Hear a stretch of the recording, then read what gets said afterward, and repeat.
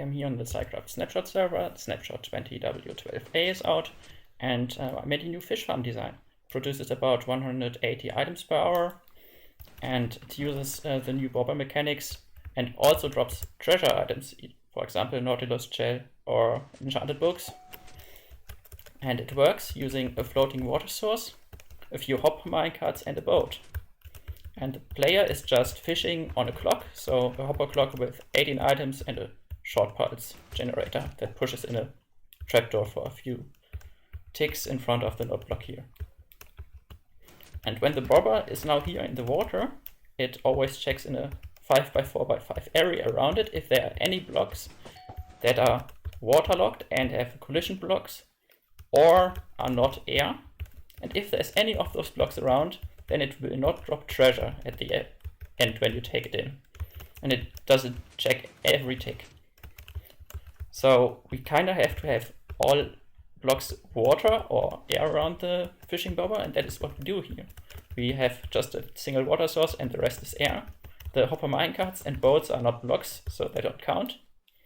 And when the bobber now gets pulled down by a fish, it actually falls out of the water source at the bottom and lands in the air block, and then just keeps falling, but it hits the boat, and therefore it doesn't fall even further and at some point hit the hopper at the bottom. And therefore it never has a box with a block with a collision box around it. And this is how we can still get the treasure, but also reliably get the item every time. So when the bot now catches the fish, let's wait for it. Okay, that was pretty close timing. Let's maybe just wait for the next one.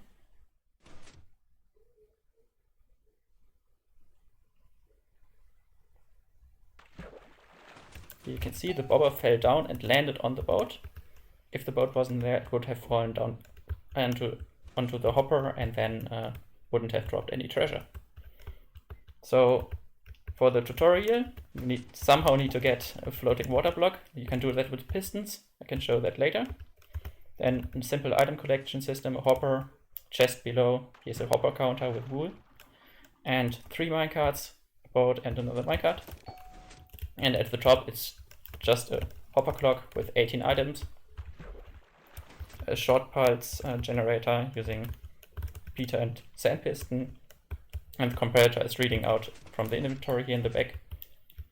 And that's mostly it. So let me show getting the floating water source using a piston that tries to pull a block, but for some reason can't.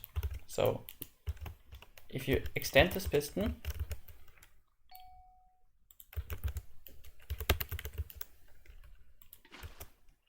and then retract, it tries to pull the block but can't because there's an obsidian, and then it doesn't update the water here on the side.